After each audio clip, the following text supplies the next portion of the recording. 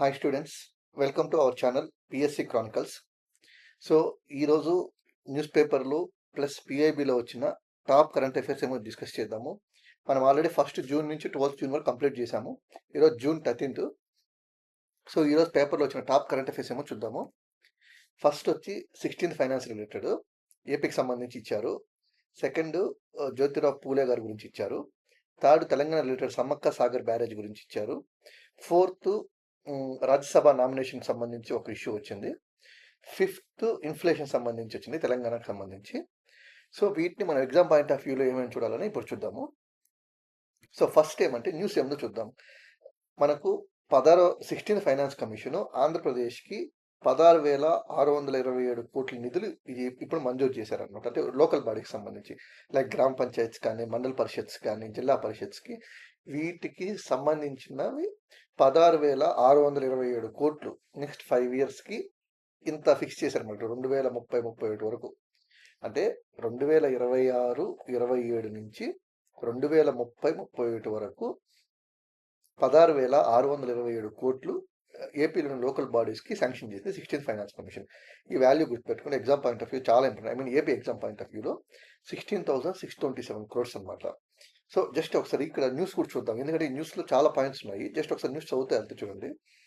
రాష్ట్రంలోని గ్రామ పంచాయతీలు, జిల్లా, మండల పరిషత్లకు కేంద్ర ప్రభుత్వం 16,627 కోట్లు 16వ సంఘం నిధులు కేటాయించింది. ఇందులో బేసిక్ గ్రాంట్, ఈ పదం గుర్తుపెట్టుకోండి, బేసిక్ గ్రాంట్ 13,302 కోట్లు, పర్ఫార్మెన్స్ గ్రాంట్ 3,225 కోట్లు. బేసిక్ గ్రాంట్ అంటే 16,627 కోట్లు. అదేవిధంగా పర్ఫార్మెన్స్ గ్రాంట్ 3,225. ఈ ప్రతి ఒక్క నెంబర్ ఇంపార్టెంట్, గుర్తుపెట్టుకోండి.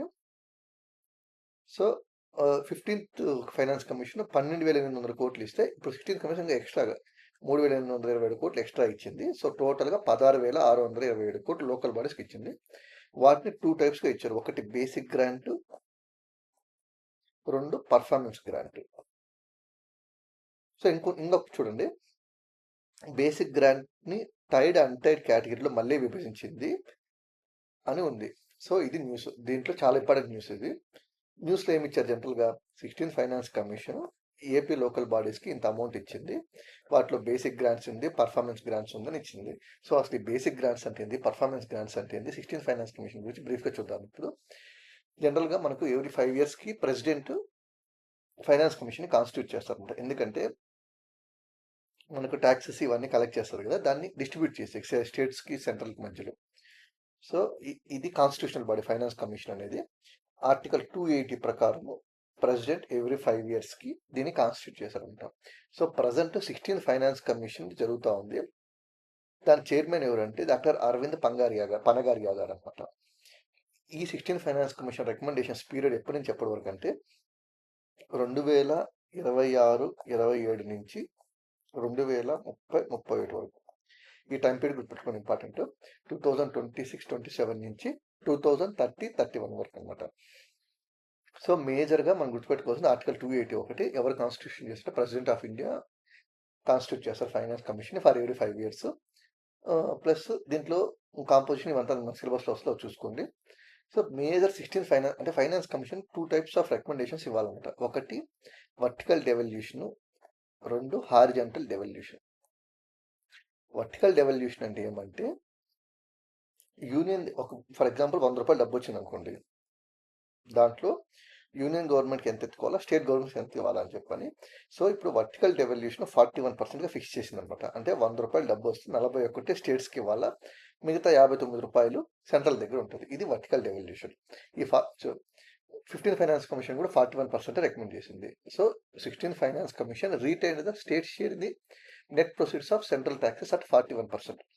అంటే సెంట్రల్ గవర్నమెంట్ కలెక్ట్ చేసే ట్యాక్సెస్లో 41% స్టేట్కి ఇవ్వాలి అని చెప్పింది. వర్టికల్ డెవల్యూషన్ 41% అనమాట.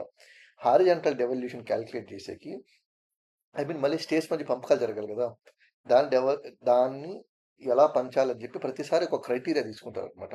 సో ఈసారి క్రైటీరియా తీసుకోవడం ఏమంటే income distance, population, contribution to GDP. ఈ పదం చూడండి, కాంట్రిబ్యూషన్ టు జీడిపి. ఇది ఇంతకుముందు లేదు, 15th ఫైనాన్స్ కమిషన్ అప్పుడు లేదు, కొత్తగా ఇప్పుడు ఇంక్లూడ్ చేశారనమాట. ఇన్కమ్ డిస్టెన్స్కి 42.5% వెయిటేజ్ ఇచ్చారు. పాపులేషన్కి 17.5% ఇచ్చారు. డెమోగ్రఫిక్ పర్ఫార్మెన్స్కి 10% ఇచ్చారు. అడిషనల్గా ఇప్పుడు ఏమైతే చేశారంటే ఏరియాకి 10% ఇచ్చారు. ఫారెస్ట్ అండ్ ఎకాలజీకి 10% ఇచ్చారు. జీడిపి కాంట్రిబ్యూషన్కి 10% ఇచ్చారు అనమాట. ఇంతకుముందు జీడిపి కాంట్రిబ్యూషన్ అనేది లేదు, ఇప్పుడు కొత్తగా యాడ్ చేశారనమాట జీడిపి కాంట్రిబ్యూషన్ అనేది. సో వర్టికల్ డెవల్యూషన్ 41%గా ఫిక్స్ చేశారు. హారిజాంటల్ డెవల్యూషన్ కొన్ని క్రైటీరియా తీసుకున్నారు. వాటిలో ఇన్కమ్ డిస్టెన్స్కి 42.5% వెయిటేజ్ ఇచ్చారు. పాపులేషన్కి 17.5% వెయిటేజ్ ఇచ్చారు. డెమోగ్రఫిక్ చేంజ్కి 10% ఇచ్చారు. ఏరియాకి 10% ఇచ్చారు. ఫారెస్ట్ అండ్ ఎకాలజీకి 10% ఇచ్చారు. జీడిపి కాంట్రిబ్యూషన్కి 10% ఇచ్చారు అనమాట. సో ఇవన్నీ ఇంపార్టెంట్ పాయింట్స్ గుర్తుపెట్టుకోండి. అదేవిధంగా ఇక్కడ మనం జనరల్గా నెగ్లెక్ట్ చేసే టాపిక్ ఇప్పుడు వస్తుంది. జనరల్గా కమిషను లోకల్ బాడీ గ్రాంట్స్ అంటే మొత్తం ఇండియాలో ఉండే లోకల్ బాడీస్కి అంతా 9.47 lakh crore రికమెండ్ చేసింది. వాటిలో ఏపీకి ఎంత ఇచ్చింది? 16,627 crores. సో లోకల్ బాడీ గ్రాంట్స్ని మళ్ళీ 2 రకాలుగా డివైడ్ చేసింది అనమాట. ఒకటి ఏమంటే basic grants, second performance grants. Basic గ్రాంట్స్కి 80% ఇచ్చింది. అంటే ఈ 9.47 crores-లో 80% బేసిక్ గ్రాంట్స్, 20% పర్ఫార్మెన్స్ గ్రాంట్స్. మళ్ళీ ఈ బేసిక్ గ్రాంట్స్ని 2గా డివైడ్ చేసింది, tied grants and untied grants. Tied grants అంటే ఏమంటే అది స్పెసిఫిక్గా వాటికి మటుకే వాడాలి. దేనికంటే వాటర్, వేస్ట్ మేనేజ్మెంట్ ఇలాంటి వాటికి. పర్ఫార్మెన్స్ గ్రాంట్స్ వచ్చి అది స్టేట్స్ పర్ఫార్మెన్స్ అంటే కొన్ని పారామీటర్స్ ఇచ్చేసి వాటిని అచీవ్ చేయాలని సెంటర్ చెప్తుంది. సో దాన్ని బేస్ చేసుకుని ఈ పర్ఫార్మెన్స్ గ్రాంట్స్ ఇస్తారు. సో ఇప్పటికి మీరు గుర్తుపెట్టుకోవాల్సింది ఏమంటే లోకల్ బాడీ గ్రాంట్స్కి 16th finance commission total 9.47 lakh crores announce చేసింది. వాటిలో ఏపీకి 16,600 కోట్లు ఇచ్చింది. సో లోకల్ బాడీ గ్రాంట్స్ని 2 typesగా డివైడ్ చేసింది. ఒకటి basic grants, 2 performance grants. Basic గ్రాంట్స్కి 80% అలాట్ చేసింది, 20% పర్ఫార్మెన్స్ గ్రాంట్స్ అలాట్ చేసింది. బేసిక్ గ్రాంట్స్లో మళ్ళీ 2 types ఉంటాయి, tied grants, untied grants. So ఇది అర్థమైతే మీకు ఈ న్యూస్ ఆర్టికల్ కూడా అర్థమైపోతుంది అనమాట. ఒక్కసారి న్యూస్ ఆర్టికల్ కూడా చదవండి మళ్ళీ ఒకసారి, ఇది చాలా ఇంపార్టెంట్ టాపిక్. ఇక్కడ మీరు స్టాటిక్ పోర్షన్లో గుర్తుపెట్టుకోవాల్సింది ఏమంటే ఆర్టికల్ 280 ఫైనాన్స్ కమిషన్ ఎవరు కాన్స్టిట్యూట్ చేస్తారంటే president of India. So 16th finance commission chairman ఎవరంటే డాక్టర్ అరవింద్ పనగారియా. ఈ రికమెండేషన్ పీరియడ్ ఎప్పటి వరకు వ్యాలిడ్ ఉంటుందంటే 2026-27 నుంచి 2030-31 వరకు. ఇంకా local body grants basic grants plus performance grants. Basic గ్రాంట్స్లో మళ్ళీ 2 types, tied grants, untied grants అనమాట. సో ఇది first article.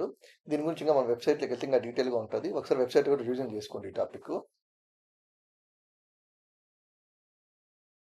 Next second topic, ఇది మనం రోజు చూస్తున్నాం కదా, ఈనాడు పేపర్లో కరెంట్ అఫైర్స్ ఇస్తుంటారు. వాటిలో టాప్ క్వశ్చన్ బంచుకోకుండా క్వశ్చన్ తీసుకొని ఇక్కడ చెప్తున్నాము.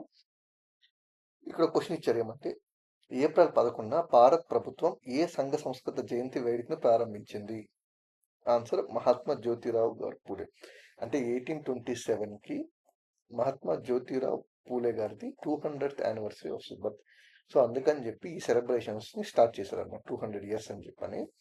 సో ఈ సందర్భంగా మనం ఆయన గురించి కొంచెం తెలుసుకుందాము. ఈ సందర్భంగా ఆయన గురించి మనం తెలుసుకున్నాం, జ్యోతిబా పూలే గురించి. మహాత్మా జ్యోతిబా పూలే అనేది అతను ఏమంటారంటే father of Indian social revolution కూడా అంటారు అనమాట. Mahatma Jyotiba Phule is also known as father of Indian social revolution. ఈయన గురించి మనం మేజర్ గుర్తుపెట్టుకోవాల్సింది 3 points అనమాట. ఫస్ట్ వచ్చి ఇండియాలోనే ఫస్ట్ టైం గర్ల్స్ కోసం ఒక స్కూల్ స్టార్ట్ చేసింది ఈయన భార్య గారు సావిత్రిబాయి పూలే.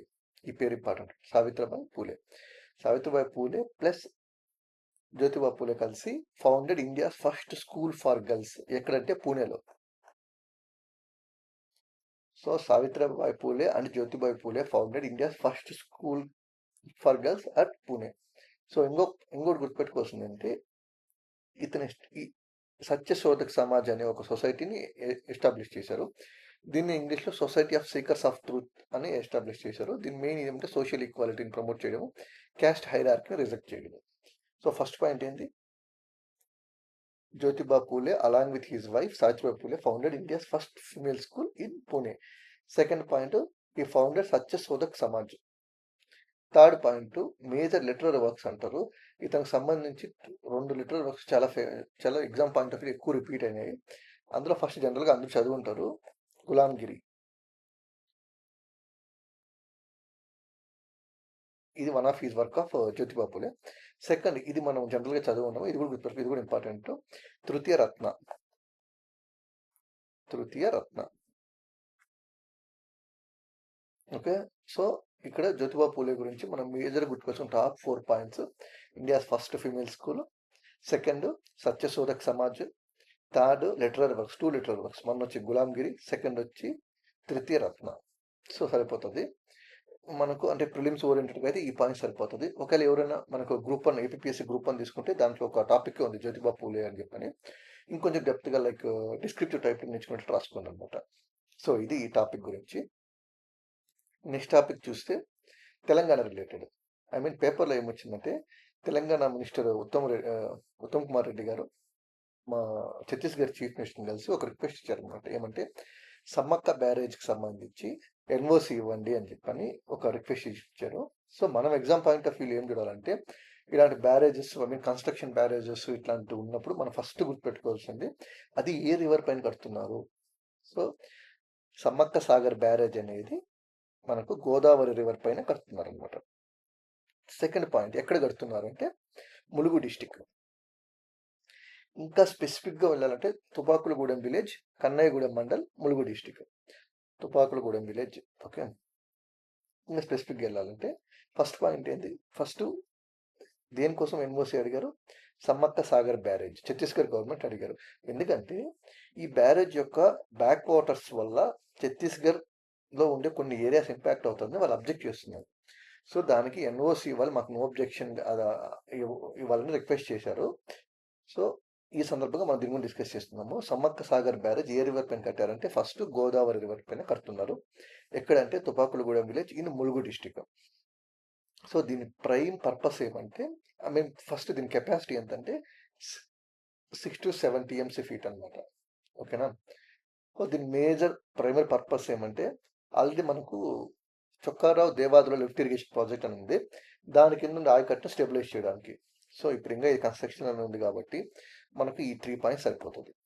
ఫస్ట్ ఏ రివర్ పైన ఉంది, ఎక్కడుంది, దాని మెయిన్ పర్పస్ ఏంది, ప్లస్ ఏ స్టేట్ కొద్దిగా ఐ మీన్ ఛత్తీస్గఢ్ రిలేటెడ్గా ఉంటుంది కాబట్టి సో ఇవి సరిపోతుంది. ఎగ్జామ్ పాయింట్ ఆఫ్ వ్యూ ఎలా అడగచ్చు, Sammakka Sagar barrage is built across which river, Godavari. So ఇది దీనికి సంబంధించి చాలా ఇప్పటివరకు ఎగ్జామ్ పాయింట్ ఆఫ్ వ్యూ ఈ 4-5 పాయింట్స్ చాలా, అంతకుమించి ఎక్కువ అవసరం లేదు. సో నెక్స్ట్ టాపిక్ చూసినట్టయితే, యాక్చువల్గా ఇది మనకు తెలిసి ఈ మధ్య కాంగ్రెస్ సంబంధించి మీనాక్షి నటరాజన్ గారి రాజ్యసభ నామినేషన్ రిజెక్ట్ చేశారు. సో మా అఫిడవిట్లో కొన్ని తప్పులు ఉన్నాయని చెప్పి రిజెక్ట్ చేశారు. మనకు పొలిటికల్గా అవన్నీ కూడా అవసరం లేదు. మనకి ఎగ్జామ్ పాయింట్ ఆఫ్ వ్యూ ఏమంటే, నిన్న ఈ విషయం పైన కోర్టుకు వెళ్ళారనమాట మీనాక్షి నటరాజన్ గారు.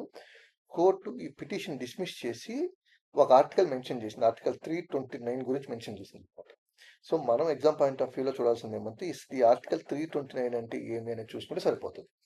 సో ఆర్టికల్ 329 ఏమంటే, బ్రాడ్గా చూసినట్టయితే article 329 bars courts from interfering in electoral matters. అంటే ఎలక్షన్స్ సంబంధించిన విషయాల్లో కోర్ట్స్కి ఇంటర్ఫియర్ అవ్వకుండా ఉండే మెన్షన్ చేసిన ఆర్టికల్ 329. దీంట్లో 2 క్లాజెస్ ఉన్నాయి, ఆర్టికల్ 329A, 329B. 329 ఏం చెప్తారంటే, election procedure, I mean election జరిగేటప్పుడు కోర్టు ఇన్వాల్వ్ అయ్యే హక్కు లేదు. I mean article 329A prohibits any court from questioning the validity of laws relating to delimitation of constituencies. First వచ్చి 320, ఇప్పుడు ఫర్ ఎగ్జాంపుల్ మనకు ఈ మధ్య న్యూస్లో కూడా ఉంది కదా డీలిమిటేషన్ కమిషన్ గురించి. సో ఈ డీలిమిటేషన్ సంబంధించి ఏ నిర్ణయం తీసుకున్నా దాన్ని క్వశ్చన్ చేసే హక్కు కోర్టుకి లేదని చెప్పేది ఆర్టికల్ 329A. అదే 329B ఏమని చెప్తాదంటే, no election to parliament or state legislature can be called into question except by election petition. Election petition ద్వారా ఫైల్ అయ్యే పిటిషన్స్ విచారించే అధికారం మటుకే కోర్టులకు ఉంటుంది. ఎలక్షన్ ప్రాసెస్లో ఇన్వాల్వ్ అయ్యే అధికారం లేదని చెప్పే ఆర్టికల్ 329B. సో ఈ ఆర్టికల్ ఇప్పుడు నేను కోర్టు ఈ విషయం చెప్పింది అనమాట. చూడండి ఇక్కడ ఏం రాశారంటే, ఆర్టికల్ 329. సో ఆర్టికల్ 329 క్లియర్గా, అంటే ఆర్టికల్ 329లో బిలో ఏం చెప్పారంటే, no election to parliament or state legislature can be called in to question except by an election petition. ఓకేనా. సో అంటే ఎలక్షన్ ప్రొసీజర్లో కోర్ట్ ఇన్వాల్వ్ అయ్యేది లేదనమాట. అది ఏ ఆర్టికల్ అంటే ఆర్టికల్ 329. సో దీంట్లో 2 పార్ట్స్ ఉంటాయి. ఫస్ట్ డీలిమిటేషన్ గురించి, సెకండ్ది ఎలక్షన్ పిటిషన్ ద్వారా మటుకు అప్రోచ్ అవ్వాలి అని చెప్పని. సో ఈ ఆర్టికల్ గుర్తుపెట్టుకోండి, ఆర్టికల్ 329. సో నెక్స్ట్ టాపిక్ చూస్తే తెలంగాణలో ఇక్కడ ద్రవ్యోల్బణం పైకి అని రాశారు మరి తెలంగాణకు సంబంధించి. తెలంగాణలో ఇన్ఫ్లేషన్ కొద్దిగా పెరిగింది అని రాశారు. తెలంగాణలో మే నెలలో ద్రవ్యోల్బణం పెరిగింది.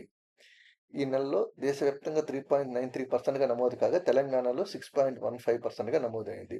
మనకి ఈ వాల్యూస్ ఇవన్నీ కూడా అవసరం లేదు, ఎందుకంటే ఇది ప్రతి నెల వస్తూనే ఉంటుంది ఎంత వాల్యూ అని చెప్పని. మనం ఎగ్జామ్ పాయింట్ ఆఫ్ వ్యూ గుర్తుపెట్టుకోవాల్సిన ద్రవ్యోల్బణం అంటే ఏంది, ఇంగ్లీష్లో అయితే ఇన్ఫ్లేషన్ అంటే ఏంది అని చెప్పి ఒక ప్రాడ్గా చూద్దాము. ఇన్ఫ్లేషన్ అంటే sustained rise in general price of goods and services over time. అంటే ఏదైనా ఒక వస్తువు రేట్ పెరిగింది అనుకో, అది ఇన్ఫ్లేషన్ కింద రాదు. General price of goods and services sustained పెరుగుతూ వెళ్తే దాని ఇన్ఫ్లేషన్ అంటారు. ఇన్ఫ్లేషన్ ఎందుకంటే ఇన్ఫ్లేషన్ ఉన్నప్పుడు పర్చేసింగ్ పవర్ అంటే మనీ యొక్క పవర్ తగ్గిపోతుంది. ఫర్ ఎగ్జాంపుల్, ఒక పెన్న 5 రూపాయలకి వచ్చింది అనుకోండి, ఇన్ఫ్లేషన్ పెరిగితే అది 5.5 రూపాయలు అవ్వచ్చు. సో అక్కడ మనీ పవర్ అని తగ్గిపోతుంది కదా. So when inflation increases, purchasing power of money decreases. So దీంట్లో బేసిక్గా మనకు 2 టైప్స్ ఆఫ్ ఇన్ఫ్లేషన్ ఉంటాయి. ఒకటి డిమాండ్ ఫుల్ ఇన్ఫ్లేషన్, ఒకటి కాస్ట్ పుష్ ఇన్ఫ్లేషన్ అనమాట. ఎక్కడ ఎక్కువ డిమాండ్ ఉన్నప్పుడు మనం రేట్ ఎంతైనా పెట్టే వెనకాడం కదా, అప్పుడు demand full inflation. Cost push inflation ఇవన్నీ మీకు ఎకానమీ మనం చెప్పిన మనం త్వరలో ఒక ఎకానమీ సిరీస్ లాంచ్ చేస్తున్నాము, ఈజీ మెథడ్లో ఎకానమీ అర్థం చేసుకునేకి. అప్పుడు ఇది ఎక్స్ప్లెయిన్ చేస్తాను. సో మీరు ఇప్పుడు కూడా గుర్తుపెట్టుకోవాల్సింది ఏమంటే ఇన్ఫ్లేషన్ డెఫినేషన్ ఏంది. సో మన ఇండియాలో ఇన్ఫ్లేషన్ ఎలా మెజర్ చేస్తారంటే హోల్సేల్ ప్రైస్ ఇండెక్స్ అని, కన్జ్యూమర్ ప్రైస్ ఇండెక్స్ అని మెజర్ చేస్తారు. 2 టైప్స్ ఆఫ్ ఇన్ఫ్లేషన్ ఉంటుంది, demand full, cost push. So ఇప్పటివరకు అది సరిపోతుంది. మళ్ళీ నేను ఎకానమీ చెప్పేటప్పుడు ఇంకా ఆర్బీఐ ఇన్ఫ్లేషన్ టార్గెట్ ఏంది, రెపో రేట్ ఏంది, సో ఇన్ఫ్లేషన్ సంబంధించి 360 డిగ్రీస్లో మొత్తం కవర్ చేద్దాము. సో ఇప్పుడు వరకు అయితే ఇది సరిపోతుంది అనమాట. సో ఇది ఈరోజు సంబంధించిన కరెంట్ అఫైర్స్. సో ఇది ఒకసారి మన వెబ్సైట్లోకి వెళ్ళి psccronicles.com అని ఉంటుంది, అక్కడికి వెళ్ళి ఒకసారి రివిజన్ చేసుకోండి, ఇంకా బాగా గుర్తుంటుంది. So prepare well, we will meet Monday.